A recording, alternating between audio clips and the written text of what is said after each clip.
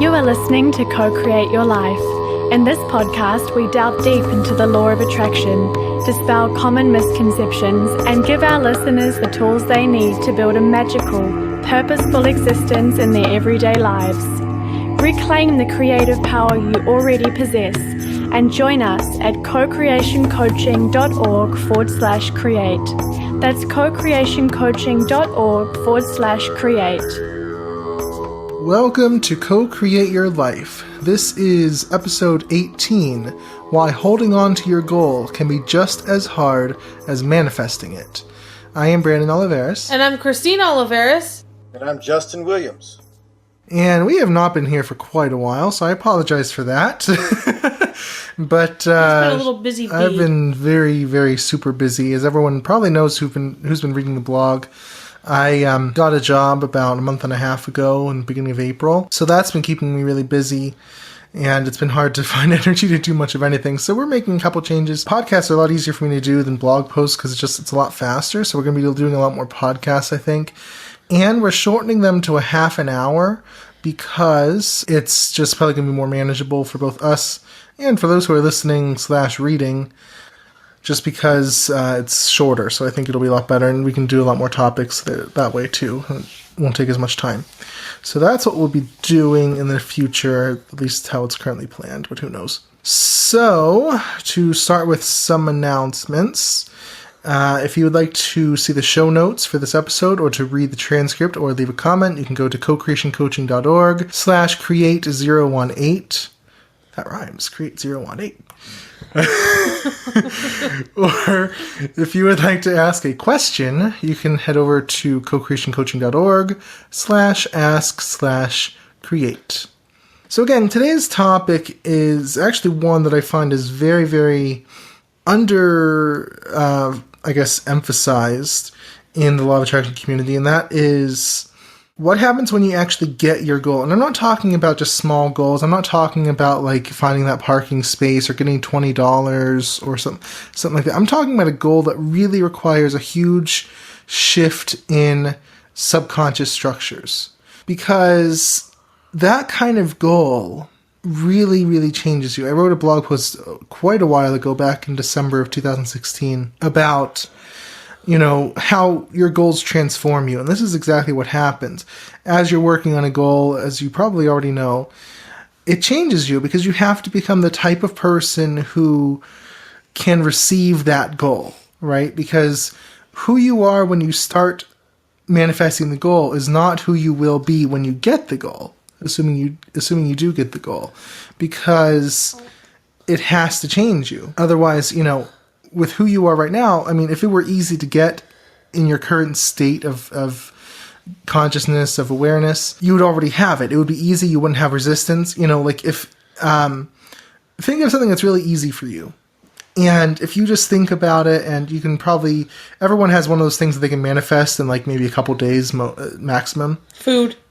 Yeah. Money for me, like I can get like $20, $50, sometimes $100, like really easily just thinking about it, and then it just happens. That, is a current level goal. I know this is basic stuff, we all know this, but just for anyone who might be new to this.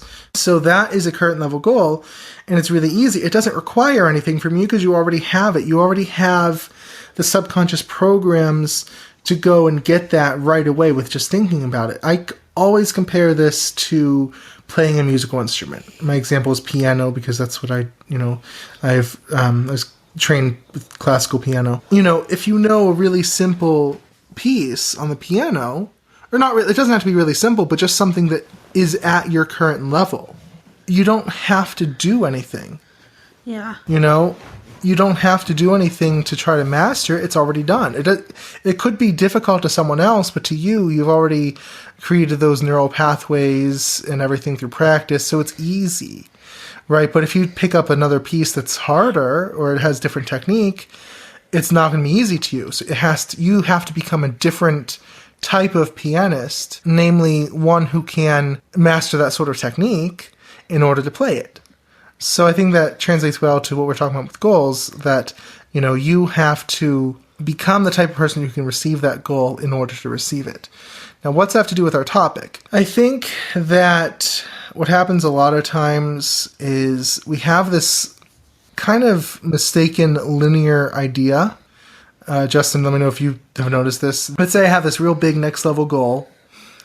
By the time it comes to me, it'll feel easy in my subconscious. It has to feel easy in my subconscious. We always say this before I actually get it on the outside. Like I'll practice on the inside. It'll get really easy, and I'll get it on the outside, and I'll just be like, "Hell yeah, I expected that. That's nothing." That's kind of the expectation we have, isn't it? Yeah, sometimes that's how it's explained.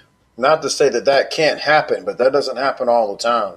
Right, exactly. Right. Sometimes it can happen like that, but what I like to really compare this to is, when you win a championship, say you're the defending champions in the NFL or NBA or however it is, it's always harder to defend it, to actually be the champion. But with boxing, any of that, it's always harder to be the champion because you get everyone's best shot. So for this, when you get that goal, you get everything, all the temptations, both the inner and outer temptations that come with that goal. So you have to actually adjust to those, whether it's how do I spend my extra money? Oh, wow, I have this temptation now in front of me. I can go buy and do this because I'm making this much money per year. And you're not able to really plan for, but if you do this much of X, it's gonna put you back to where you were. It just doesn't. You have to really plan for that. It's usually oversimplified where we think, oh yeah, once it becomes easy on the inside, then it'll just come and it'll just enter into our life like we always had it, like we were always expecting it, and we'll just move on and whatever. I do talk about it becoming normal, but see, there's two different things though. The dangerous idea I think that people have is that there's this common misconception out there that your subconscious mind doesn't know the difference between imagination and reality. Now, I'm not convinced of that just because of the experiences I've had. I do think it is influenced through imagery, through your imagination, through visualization, but I absolutely think that it can tell the difference between imagination and reality, because I don't know why it couldn't. I mean, right. I don't know why people say it. It's just one of those things that people say, one of those, aphorisms that just kind of float around that, oh yeah, the subconscious can't tell the difference between imagination and reality. It's a part of you, so of course it can. It's like that other one that people say, the subconscious doesn't know the word no. Well, yes, it does. It's just, it's a lot more complicated than that. It's a lot more involved. To prove it, so imagine you have a goal, and let's pick, I like to work with money goals. They're so quantitative. Let's say you have a goal, pick twice your current yearly income. Let's say, I'll just give an example. Let's say you're making $50,000, so pick $100,000 a year. Okay? And that's what your goal is. Now, on the inside, you can imagine, it might feel uncomfortable at first, but you can kind of get to the point where you can imagine, yeah, I'm making $100,000 a year. It feels really good. I'm really happy about it. It's starting to feel normal. Great, great, great. Okay, that's wonderful. I feel really normal about this. It's feeling easy. It should be right around the corner. Okay, but now, and you guys who took the Art of Reality Creation 2.0 will know what I'm talking about here with the inner and the outer path we talked about. But, what's happening is you're creating the inner path to your goal, and as that's happening, as that's completing, your subconscious mind is finding pathways of least resistance on the outside to make your goal come about. So it might be a promotion, it might be a new job, it might be a side business, whatever. So let's say it actually happens. Let's say tomorrow you somehow, in one way or another, get that goal where now you're getting $100,000 a year. Okay? Imagine your bank account being, twice as much as it is now regularly. Imagine having a lot more money to spend. Imagine all that stuff happening. It just happens. It's a new lifestyle. It's a new, way of being. It's just totally new. It's going to be uncomfortable. Well, sure. Because no matter how much you imagined having $100,000 a year, imagination and reality are worlds apart. And look at what happened to you. Like, when you got your job. Oh, yeah. I'll bring up that example in just a second. Sorry. No, it's fine. It's a good example. So they're worlds apart, imagination and reality. You know, when you can imagine it easily, great. But when you actually get it and you actually live the lifestyle of it and you actually have that as an everyday reality with all its challenges, because it does have challenges, and with all its positive aspects as well. And it just feels totally different. Okay? And the bigger the goal, the more this will happen. So it's totally different. And you can't just imagine that and then get it and, oh yeah, it's easy. I can just step right into this and it's no problem. You can't. Yes, with like smaller goals, maybe a smaller next level goal that's not so different than where you are. Let's say maybe a quarter, like a 25% increase or something like that. Okay, that's not a huge change, right? But if you say double is big, right? Double is pretty huge. And that's going to be a lifestyle shift. And, you know, like people will say things like, oh yeah, I can be a millionaire. It's so easy. You know, I know exactly what to do. Yeah, well, I'm sorry, but if you actually were in that lifestyle, things would be totally different. It's not undoable, but it's big. Exactly. You wouldn't know what to do because you've never been in that. Like, there's opportunities that you would have to grow yourself you would flat miss because you wouldn't recognize them. I mean, there's all kinds of weird stuff that would happen. So, you know, Christine gave the example of my job, and I know this is kind of my example du jour lately, my favorite example to go to. But, you know, when I got the job, it was, and I've taken time trying to figure out how to put this into words, and it's just been so hard because it's hard to really grasp why this would be the case logically, but it just was. It was an existential shift. Like, it felt like a whole new identity. Like, who am I? Who am I, this person who has a full-time job and who's making this much a month, this much a year? With a business on the side? With a business on the side. Because you actually, no, it's I understand it, because you're actually not used to the opportunities that are available. And in order to actually take full advantage of that lifestyle, you have to be able to take advantage of those opportunities because you have to keep up with the people on that level in order to actually grow like you're supposed to. Right. So it was a whole new experience. Yes, I mean, I imagined being off of SSI. That was my actual goal. I imagined being off of SSI, and that became relatively easy. I'm not going to say it was super easy, but relatively easy. But I never fathomed the existential, I don't want to call it crisis. It kind of sounds dramatic, but just... Like an identity crisis? Yeah, an identity crisis. Like, who... Yes, but what does everything mean? Everything looks different, of course. Right, everything looks... Who am I? What am I here for? What am I doing? I mean, I thought I was meant to do this spiritual... Like, to have the spiritual purpose and whatever, and here I'm being a programmer, so a little bit of guilt about that, because my whole life I thought I was, like, meant to have just a spiritual purpose, and that's it. And now I'm, like... You know, a programmer and making a lot of money, and it's I love it, but it's like, that's so different than what I thought was going to happen. No, it's not. I mean, well, okay, to me, I always saw you as a programmer. That's part of your. I'll tell you this, Brandon, straight up. No, that's a great example of a spiritual path. You've got it. It branches a little bit, but you've shown how to do it both ways. You've shown that you can use that energy to do it both ways, and you're teaching the existential part right now. This is brilliant. Exactly. And I always preach about how, you know, magic is in mundane life. It's everywhere, you know. Yeah. It's not just in this, you know, transcendent state or something. It's everywhere. So programming can be spiritual. Anything, you know, can all work together. So, but it took me a while to get used to. And then, you know, that plus, you know, that's the kind of existential spiritual part of it.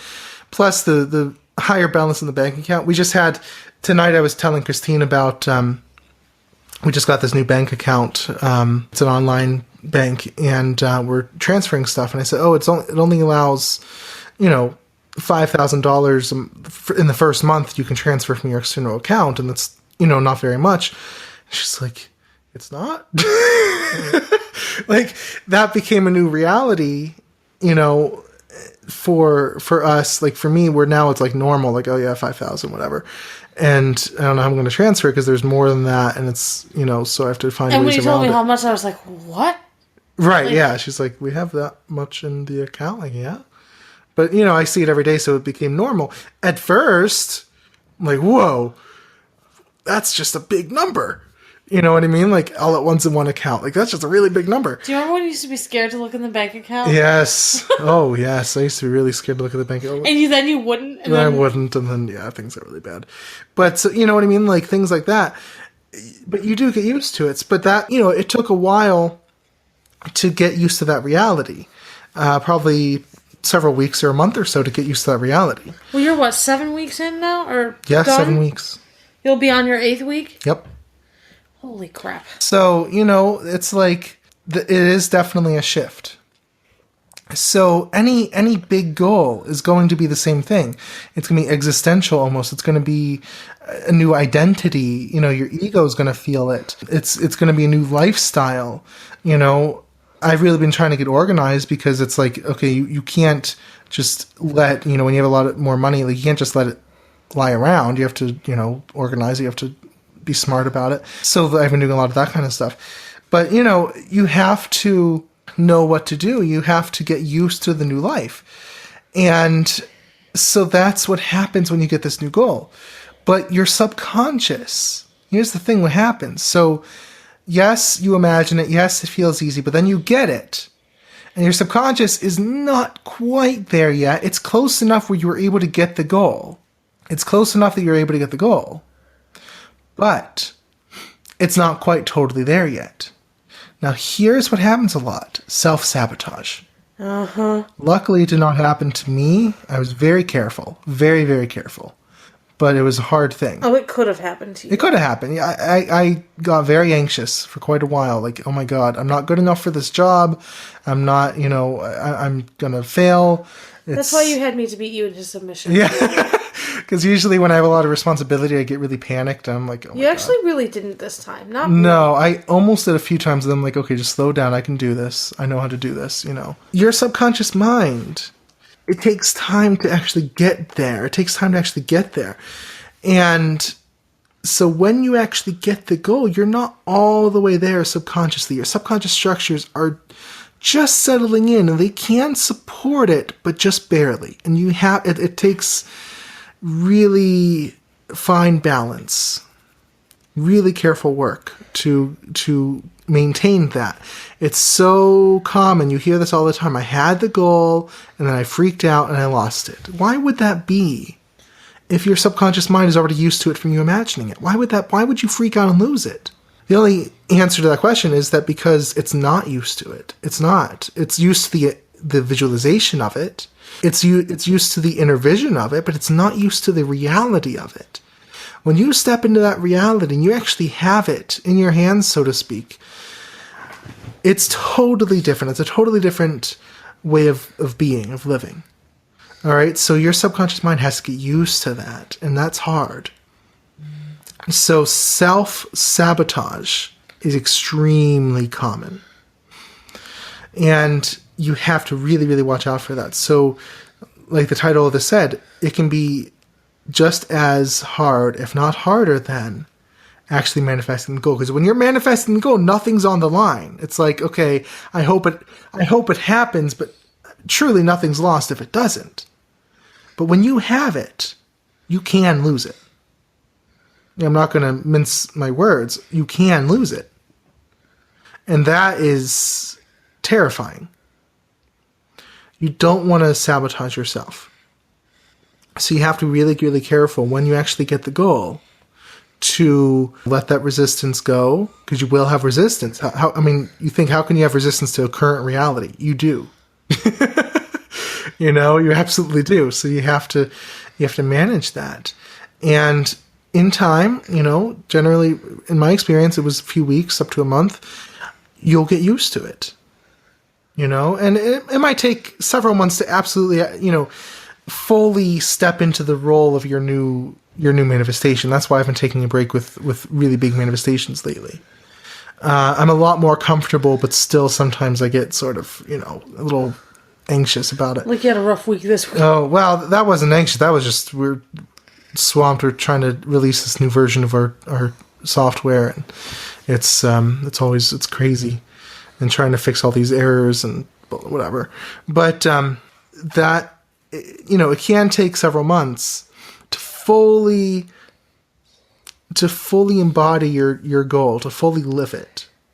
But you'll get 99% of the way there within the first month generally.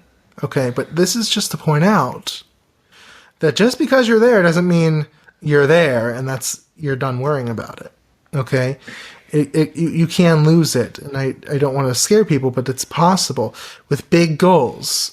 Okay? And we don't talk enough in general, in the law of attraction community, we don't talk enough about getting these big goals. We have like, oh yeah, I saw a butterfly or whatever, and things like, little things that don't mean anything. That's not why we're here, though. We're here for the big stuff. We're here for the big stuff. We're here for really big life changes, life shifts, becoming new people in order to get new goals, higher and better goals. So that's part of it, is that, once you're there, it requires something totally different of you that you have never had to do before. Now, how do you prevent self-sabotage? So, it's not that different from manifestation. It's the same processes. It's, mindfulness, and you don't have to visualize anymore because you're there. You can visualize things going more smoothly if you want to, but, you don't have to visualize getting the goal because you've gotten it. But it's just a matter of when the fears come up, not letting them gain any kind of footing. And really have confidence in yourself. Really have confidence. Don't let those fearful thoughts, grow roots and get stronger. Don't let them do that. And you do that by, you can allow them to grow roots by reacting to them emotionally, by freaking out and saying, oh my God, what am I going to do? I'm not used to this. This is so different. When those thoughts come up, what if I lose it? How can I do this? I don't deserve this. Don't react. It's the same thing as resistance. It's the same process. It's just scarier because it's right there in your face, in real life. So just don't freak out about it. Don't react. Don't give it that emotional energy. If you do freak out, go have someone talk sense into you. Right. Yeah. Like Christine. You can hire Christine. I'm just kidding. But, once you start having those thoughts, just let them be. Just like regular resistance. Just let them be. Don't freak out about it. Don't react to it. The method I gave in the Art of Reality Creation 2.0 can really help with that. That reality control room, I think, can really help because it helps you to have better thoughts about your current reality instead of the resistant thoughts, instead of the fearful thoughts. So that can really help. But, it's just being aware of the fearful thoughts and saying, I don't have to have these. And not reacting emotionally when these things happen. Right? That's when your mindfulness really helps out, and that's when becoming the blue sky really helps out. And actually, this is when everybody wants to do this feeling good thing. Let me feel good. I just want to feel good. This is when feeling good really helps. On this level, this is when, for all you people that were like, man, can't we just feel good? At this point, yes, absolutely. This is probably one of your best methods, is to just feel really good about what you got going, and that will smooth out your current context. That will smooth it out for you. And on a practical level, keep in mind that the way, because you'll want to return to how you used to live. Don't do that. Your instincts about what to do may not be totally correct if they're just telling you to do what you always did. Okay, like let's say it's money related. The habits that made you not have enough money are not going to serve you when you have the higher paying job. I need to be able to do whatever X, Y, and Z. I need to be able to, I need to learn this skill. Beforehand, what would you do? You would, man, I can't afford the class. I better find some books. You read 3 or 4 books. Not that that's not good, because I'd still probably read the books, but I'd sign up for the class. In other words, you can go when you need the certification, you go get the certification. When you really need, man, I need to get this laptop to have. I need to get this whatever hotspot piece of technology. You just go out and get it. You don't try to scrape along. Well, let me go as long as I can and string everything along until I absolutely have to. No. Or it could go the other way, where a lot of people, what they'll do is they're addicted to spending. And so what a lot of people notice is, I'm making, let's say, 50% more than what I used to, or even double, but I don't have any more money.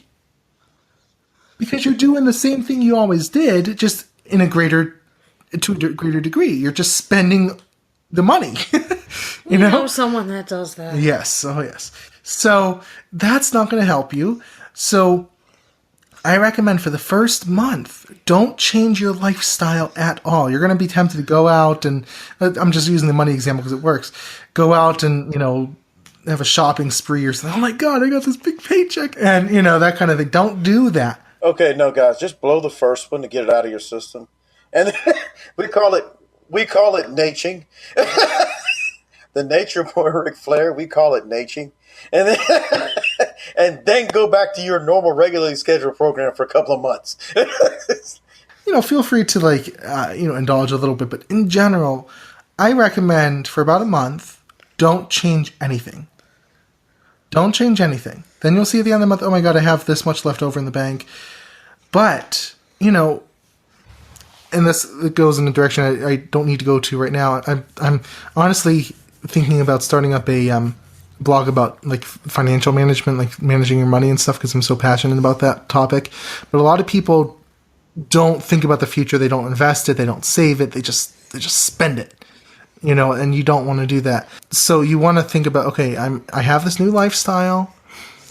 If, let's say again, money, if I want to be wealthier, what would a wealthier person do They're frugal. in my situation? They're frugal. They're smart with their money. They're not necessarily frugal, and they don't necessarily spend a lot of money, but they make as much of their dollars as they can count.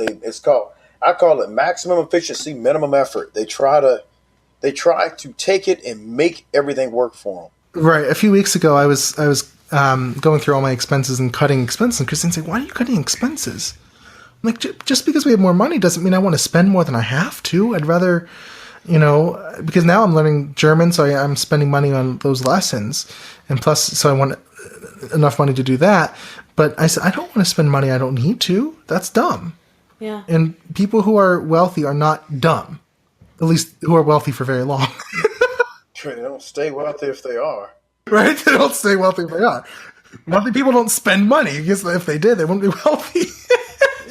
And remember, it's going to look different. You will spend a lot more money than you did because you can, but you're going to save a lot more money than you did because you can. Right. So you will spend more, but just for the first month, just don't change anything. If you would have normally spent, $300, it's usually our grocery budget, on groceries, don't go and, double that or something. Or better example, our weakness is always ordering in. If you usually spend $200 ordering in, don't go and spend $300 or something. Just keep it the same for a month, and then see where you're willing to indulge and where you want to, be a little more frugal. So that's, and the same thing in any goal. This applies anywhere. In a relationship, because you'll have a tendency to want to freak out about it. Don't go back and have your old habits, you want to not try to change a lot of stuff right away. Just let things settle in first, and then you'll know what to do. Mm-hmm. So it's the same thing with any kind of goal. So that's what you're looking at. Okay, so you just want to take time to let things settle in and to let your goals, become more stable, let your subconscious structures become more stable. Once they are, this will become the new norm. But it's not yet. It's not yet because you just got it. It's fresh. And then, eventually, within a few months or so, it'll become normal. And then you'll feel the itch to go to that next level. But, you have to let this settle in and not sabotage yourself in the process. So that, I think, like I said, is a very important topic because it's just so easy to, once you get that big goal, even waiting for months or years, to freak out and go crazy, either, being too careful or going too far with it, either way. Or somehow allowing yourself to lose it. I hear that all the time with people. They get this big goal and then they lose it. So you don't want to do that. So I hope that, the examples we gave today and the tips we gave today can help with that. As always, you can ask questions. You can leave comments on the show notes. So please let us know if you have questions about this. We're happy to answer. But I hope that this helps you, once you actually have that big next level goal, that you know how to deal with it. And just so you know, if you don't have it yet, what's coming up in the near future once you do have it. Because it'll totally change everything. The bigger the goal, the more it'll change. And the harder it'll be to keep. Okay? I know it sounds sort of depressing. It's just you have to be realistic about this stuff. So that's what I want to focus on. So once again, if you would like to see the show notes for this or to leave a comment or to read the transcript, you can go to co-creationcoaching.org/create018. And if you would like to subscribe to our podcast on iTunes, I promise we'll try to be more regular. I think the half an hour thing helped, though. That was really nice. But you can go to co-creationcoaching.org/create-iTunes, and that will redirect you to our iTunes page. So with all that, I hope that everyone enjoyed this, and I hope that everyone has a great weekend, and we will see you soon in our next podcast. I am Brandon Oliveris. And I'm Christine Oliveris. And I'm Justin Williams. Anything is possible.